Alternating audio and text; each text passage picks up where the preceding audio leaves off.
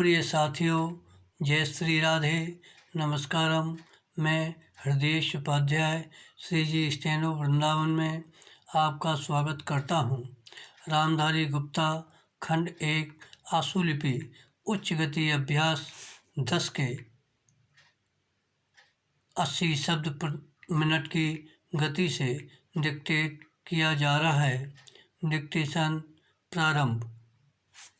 सभापति महोदय, आज हमारे देश में जो ऊपर से लेकर नीचे तक शिक्षा दी जा रही है, उसमें व्यवस्था ही एक कारण है, जिसकी वजह से शिक्षा का स्तर गिरता जा रहा है। विराम। मेरा अपना विचार है कि जो शिक्षा प्रणाली है और जिस रूप में शिक्षा दी जा रही है, वही अनुशासनहीनता का भी कारण है।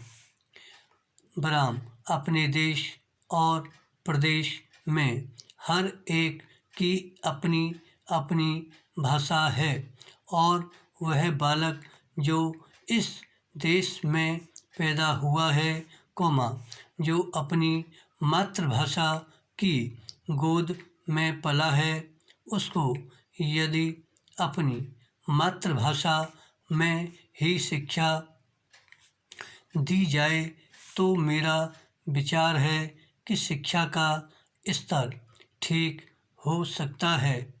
विराम। जो सबसे बड़ी भूल और कमी सरकार के द्वारा दी जाने वाली शिक्षा के संबंध में हो रही है, वह यह है कि बालक की मातृभाषा में शिक्षा न देकर उसको उस भाषा में शिक्षा देने की व्यवस्था की गई है, जो हमारे देश या प्रदेश की भाषा कभी रही ही नहीं। विराम। मेरा अभिप्राय विदेशी भाषा अंग्रेजी से है। विराम। मैं यह मानकर चलता हूँ कि जब से यह भाषा इस देश में आई है, चाहे वह किसी कारण से आई हो, इसे आप भी और इस माननीय सदन के सदस्य भी जानते हैं कि उससे बुरे परिणाम ही निकले हैं, कोई भलाई नहीं हुई है। विराम। इस देश को जो हानि हुई है वह किसी से छिपी नहीं है। विराम। हम देख रहे हैं कि हमारे यहाँ जितना फैशन बढ़ रहा है और जितनी वेशभूषा बिगड़ रही है, वह सब अंग्रेजी भाषा के ही कारण है। विराम। पैरा। जिस समय यहाँ पर अंग्रेजों का राज्य था, प्रायः यह देखने को मिलता था कि वे लोग जो विशेष करके किसी न किसी तरह से सरकारी पक्ष के ही होते थे, अंग्रेज़ों से मिलने के लिए जाते समय अंग्रेजी वेशभूषा का ही प्रयोग करते थे। विराम।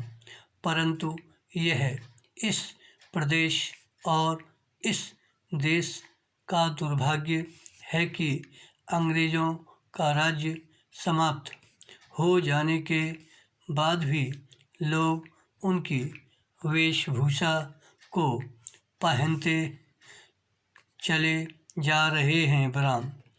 इससे जो प्रभाव हमारे देश के फैशन पर पड़ा, उससे लाभ के बजाय हानि ही हुई है और हो भी रही है बराम।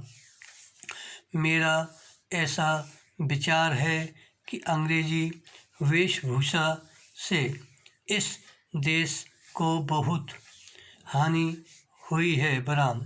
भारत की गौरवपूर्ण सभ्यता और संस्कृति के संरक्षण पर पर्याप्त ध्यान देने की आवश्यकता है। धन्यवाद। श्री हरदास।